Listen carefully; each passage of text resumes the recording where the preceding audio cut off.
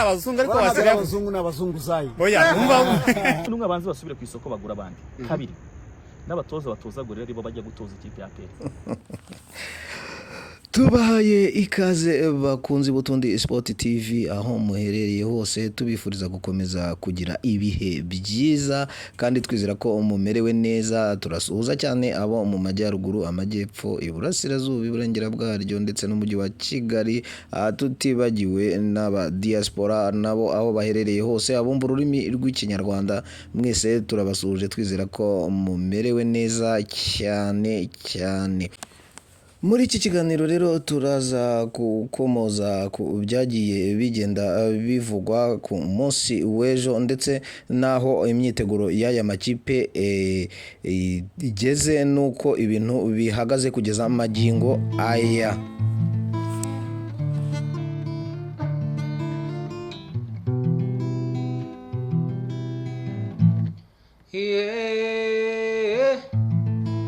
Namenye ibanga mbabwira narindi n'utundi Sport TV. Uyu munsi turi mu makuru adasanzwe ashyushye avanze n'ubwishongozi, ubwirasi, igitutu, ubushyamirane hagati ya Rayon Sport n'ikipe ya APR FC bwongeye gufata indi ntera. Ntabwo byatangiriwe mu kibuga ahubwo byaturutse ku magambo yacanye umuriro. Byatangajwe na Njangwani, umuvugizi w'abafana ba APR FC, yihanukiriye mu ruhame agira ati Rayon Sport ifite 11 b'abazunguzayi. Ayo magambo yarakaje cyane igikundiro n'abayikunda, ariko ntibyatinze Wasiri atangaza ati abatoza ndetse n'abakinnyi basubire ku isoko, atahubwo inama nabagira nuko abatoza ekipe ya Gorilla baba aribo bajya gutoza ekipe ya APR FC n'abandi bo bakaba bicaye ku gatebe, dore ko bo bamaze igihe kinini batozwa, ariko abagorera bakaba bari bamaze icyumweru kimwe gusa iyo kipe ikazaba yari yabahagamye. Iryo banga ry'ibyishimo, umunezero, kumenya amakuru iwacu mu Rwanda, ibijyanye n'imyidagaduro, amakuru y'imikino, mubimenyera ku gihe, mubirebera ku gihe. Muri iki kiganiro tugiye kureba ese amagambo ya Njangwani yaba yaragamije kuzamura igitutu kuri Rayon Sport cyangwa gukangura abafana be. Ese ibisubizo bya Wasiri byo byaba bishatse kuvuga iki? Ibyo byose rero hamwe n'ibindi byose turaza kugenda tubisesengura hano muri iki kiganiro. Ntucikwe rero ukomeze ukurikire iki kiganiro, dukomezanye kugeza ku mpera yacyo. Uravangaha wungutse umenye byatangiye bite, niki cyatumye bifata ino ntera. Ibyo byose rero ni muri iki kiganiro. Turashimira abakoze subscribe, abatarayikora iki nicyo gihe, aka niko kanya ko kugira ngo mukore subscribe kugira ngo dukomeze tugire umuryango mugari w'utundi Sport TV. Turabashimira rero mwe mwayikoze, abatarikora nababwiye ko ari cyo gihe cyo kuyikora, kandi nimba wakunze ibiganiro byacu ujye ukora share, ukande like, ndetse nimba hari inyunganizi cyangwa igitekerezo waba ufite, ibyo byose n'ibindi wajya utwandikira kuri comment, tukabasha kugenda tuvugana gatanu uku kandi.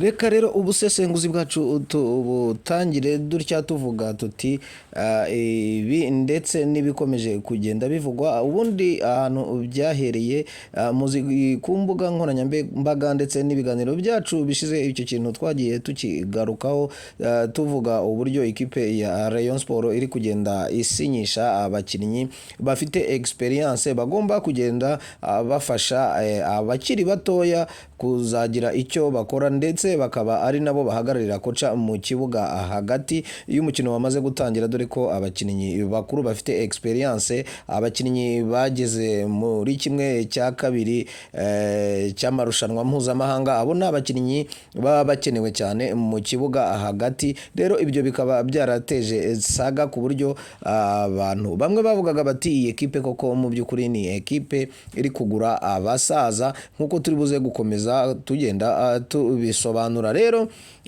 ku munsi w'ejo kugira ngo ibi byose twongere tubigarukeho, ni umukino wari wabanje guhuza ikipe ya APR FC ndetse n'ikipe ya Gorilla, ni umukino wa gicuti wabaye ku munsi w'ejo, aho ayo makipe yaje kugwa miswi, hanyuma amakipe rero aganya 2-2. Rero icyatumye ibi byose tubigarukaho ni interview fana mukuru wa APR FC yatanze nyuma y'iyo match, hanyuma abazwa ku bintu bigiye bitandukanye, avuga ko abakinnyi be rwose abona bitwara neza, ikindi ko umutoza wa APR FC akiri kugenda ahinduranya abakinnyi kuko ari pre-season. Reka mu magambo ye mbumvishe uko yabivuze nuko byagiye bigenda. ngo uburyo amakuru ndimo ndumva barimo bashaka kwikurikiza, bashaka kongeramo Cabara n'umuntu bitaho ibe muze kwizi yuzuye. Ushobora ngo bazanye n'abazungu bari abazungu kandi 11 ngo bose ari abazungu, ariko basigaye abazungu n'abazungu zayi. Aho rero hari nyuma y'uko ikipe ya APR FC yari maze kunganya na Gorilla ibitego 2-2. Rero yabatangiye bamubaza batese iyi pre-season urayibona ute nyine, nk'uko nabisobanuye yagiye avuga ko mutoza ari kumenyereza abakinnyi, ikindi agenda avuga ko pre-season nk'uko ari pre-season nyine nta kindi cyavuyemo, ko abakinnyi be bakinnye neza, bagerageje kubyitwaramo neza, usibye udukosa tumwe na tumwe ngo tukagenda dukosoka bitewe nuko umutoza azagenda amenyera abakinnyi be. Ngaha rero ahantu havuye isaga y'amagambo ndetse no kuvuga amagambo akakaye kuri buri ruhande hagati y'ikipe ya Rayon Sport n'ikipe ya APR FC. Mu by'ukuri ntago yeruye ngo avuge ko ari ikipe ya Rayon Sport avuze, ahubwo nuko bari bamubajije batese kuri mukeba wawe muzakina mu minsi iri imbere, we urabona witeguye gute, uzakora iki? Aravuga ati nta competition afite hano mu Rwanda, kuko nuwo yakekaga ko ayifitemo ngo akina n'amakipe ngo akora inkweto za plastike. Ati ntabwo rero uwo muntu witegura kuzahura nanjye, yaba yitegura ahura n'ikipe z'abantu bakora inkweto za plastike. Urumva mu by'ukuri rero yashakaga kuvuga ikipe ya Rayon Sport, kuko umukino wayo wa mbere iri kugerageza nayo abakinnyi yahuye n'ikipe ya Miroplast, biza kurangira ari ibitego 3-0 nk'uko mwagiye mubikurikirana mu biganiro byacu byagiye bitambuka. Rero aho ngaho akaba ariko yagiye asubiza, noneho agira naho avuga ati se bamubajije bati abakinnyi ba Rayon Sport mu by'ukuri nayo iri kugura ko ari abakinnyi bakomeye. Aravuga ati rero ntabwo abo bakinnyi ba Rayon Sport bagira competition natwe, ati kuko nabasaza. Ati inama nabagiriye nababwiye ko bagomba rero kugura abakinnyi, ati nabagira inama kugira ngo ibe muzehe kwizi yuzuye, nabagira inama bagure n'aba Okwi ndetse n'aba Cabarara. Rero iryo jambo ntago ryasonnye neza mu bakunzi ba Gikundiro, ndetse nawe mukuru mu bafana ba Gikundiro nawe yavuze ati reka nanjye nze nsubize kuri iri jambo. Nguko rero uko Uwasiri nawe yatangiye avuga, nawe bamubajije ku kijyanye n'ikipe ya APR FC bategura umukino wa Super Coupe. Mu by'ukuri urumva ko imikino yatangiye gushyuha itaranaza, duzi ko kugira ngo bagere kuri Super Coupe haracyarimo indi mikino. Ikipe ya Rayon Sport ntirarangiza gusinyisha, harimo ibindi byinshi, ariko bo batangiye kureba kuri Super Coupe aho kugira ngo babanze kureba ibindi. Tuzi ko nka Rayon Sport ifite imikino mpuzamahanga izitegura, iri kumwe na Yanga izakina ku itariki 15. Mbonereho no kubamenyesha ko amatike warangije kugera muri system ushatse kugura tike rwose kugira ngo uzirebere uriya mukino wajya kuri wakanda akanyenyeri ukagura tike hanyuma ukazaba winjira muri uriya mukino ukajya kwihera ijisho abakinnyi bashya ba Rayon Sport ndetse ukareba ibirori bizaba biteganijwe kuri uwo munsi. Rero reka duze gukomeza tuvuga noneho uko Wasiri yatangaje. Wasiri tangaza reka twumve muri rusange icyo Wasiri we yavuze abajijwe ku bijyanye n'ikipe ya APR FC.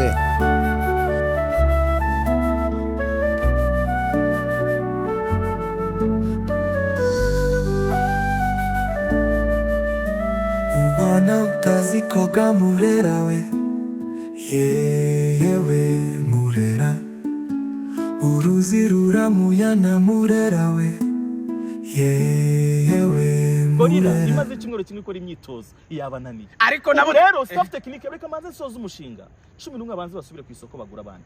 Kabiri n'abatoza batoza Gorilla aribo bajya gutoza ikipe ya APR. Yewe murera, uruzi ruramuyana murera we, yewe murera.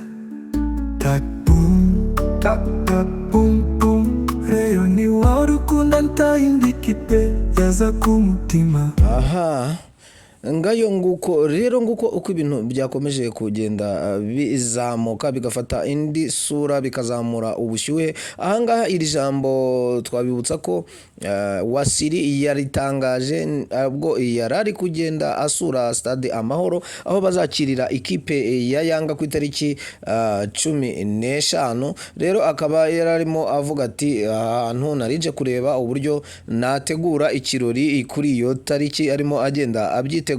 Ahuye n'abanyamakuru rero nibwo bamubazaga nawe ntiyariye iminwa kubera ko yaramaze kumva ijambo Jangwani nawe yaratangaje. Rero Wasiri ni muri urwo rwego yasubije bose. Urumva ko hagati aho ngaho ntawemera ko mu bakinnyi ikipe yagiye igura yaba APR FC ntabwo 11 ari abakinnyi ku ruhande rwa Wasiri, yaba 11 ku ruhande rwa Rayon Sport ntabwo Jangwani nawe abyemera ko ari abakinnyi. Muri make urumva ko izo mpaka zizacibwa n'ikibuga, zizacibwa na Super Coupe, dore ko ari wo mukino bazakina bwa mbere uteganijwe, ni wo mukino bazahita bahuriramo bombi, dore ko bose rero bari kugenda bivuga imyato. Bamwe bavuga bati twaguze neza, ikipe yindi igura abasaza, abandi nabo batireka reka ati abakinnyi bose 11 basubire ku isoko, wenda bapfe guhindura abatoza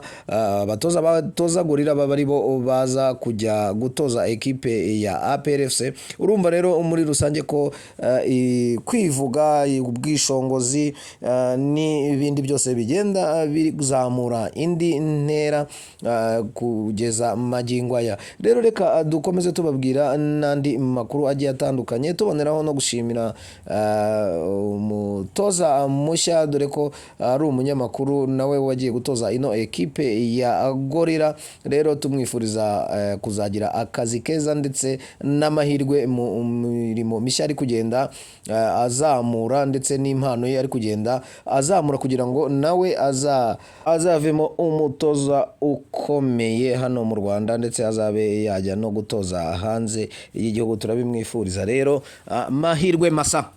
Rugaju urigane rwose, komeza utsinde utera imbere, uzamure n'izindi mpano ufite. Gorilla tutatinya ikundiro, Rayon umunsi warayo bajya twese twagiye gutsinda.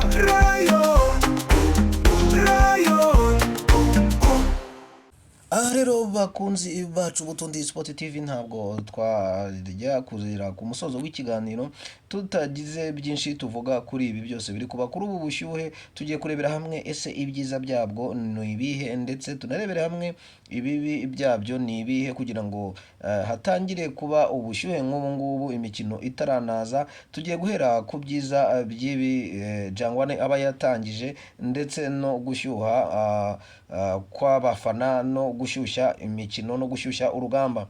Mu mvugo rero nk'iya njangwani zituma abafana benshi b'umupira w'amaguru bagira amatsiko n'inyota yo kureba uwo mukino, bizamura inyungu mu bijyanye n'ibikoresho by'ubucuruzi, no kuvuga ngo amatike, abasponsa, ababireba ndetse n'amaviyu kuri za media zimwe na zimwe. Icyo ni ikintu cyiza cyane bigenda bizamura. Ikindi cyiza cya kabiri, bishobora kuzamura imbaraga z'ikipe. Ibi bintu nk'ibi rero iyo hatangiye ubushyuhe nk'ubu ngubu bizamura imbaraga z'ikipe. Iyo ikipe igezweho n'abakinnyi n'abatoza bishyiramo umuhate wo kwerekana ko bashoboye, bivamo kandi za motivation nyazo nk'uko Uwasiri yabikoze asubiza Jangwani. Nabyo murabona ko ari izindi motivation ziba zigenda zizamuka. Icya gatatu twavuga ko byongera igitutu mu buryo bwubaka.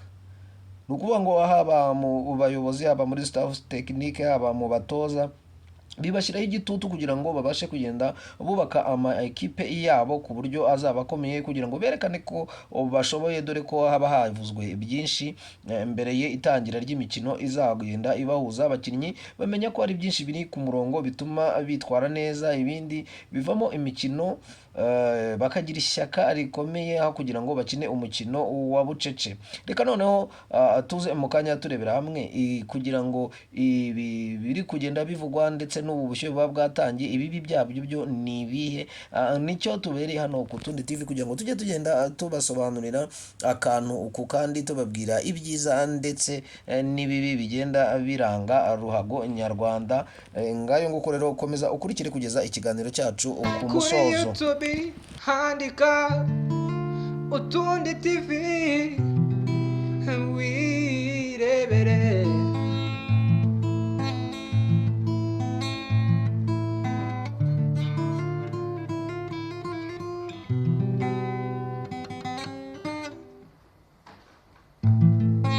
Rero twarimo tugenda tubasobanurira, noneho tugeze ku bibi byo gushyushya cyane urugamba ku buryo bishyuha. Icyambere bishobora guteza umwuka mubi hagati y'abafana. Murazi nk'ibyigeze kuba i Bugesera, ibyo ni ibintu abantu bose bagiye bazi, bakavuga ko ibyo bintu ahanini biterwa no gushyuha cyangwa se gushyushya imitwe mbere y'umukino. Rero amagambo y'urwango ashobora gutuma habaho amakimbirane, imvururu cyangwa guterana amagambo ku mbuga nkoranyambaga. Hari igihe bigeza no ku bikorwa bibi by'amakipe atandukanye. Icya kabiri, bishobora guteza igitutu ku abakinnyi barambiwe amagambo bagakina nabi kubera umutima udatuje cyangwa igitutu cy'umubare w'abantu babategereje. Bishobora guteza amakosa mu kibuga kubera emotion na pressure. Ikindi cya gatatu, bitera gupfobya umwuga. Ni ukuvuga ngo aya magambo atari aya gusesengura, ahubwo ari ugutukana cyangwa gupfobya, bisenya isura y'umupira w'umwuga. Bishobora gusubiza inyuma abanyamwuga n'abayobozi ndetse n'abatoza. Rero reka turebere hamwe noneho icyemezo umuntu yafata ni ikihe.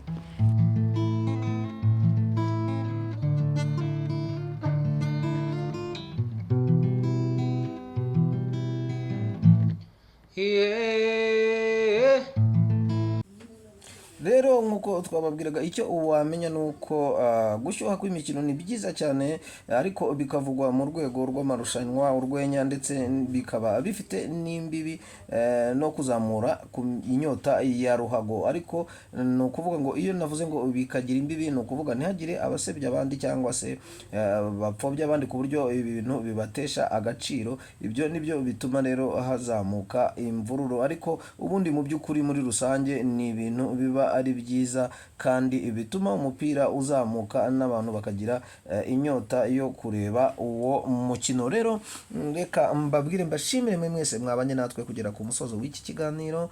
Nshimira cyane byimazeyo abakoze subscribe, abatarikora namwe pe, iki nicyo gihe cyo kugira ngo namwe kandeho, nicyo gihe cyanyu rwose ubu ngubu, kugira ngo dukomeze tugende twubaka umuryango mugari w'abakunzi ba siporo na ruhago muri rusange.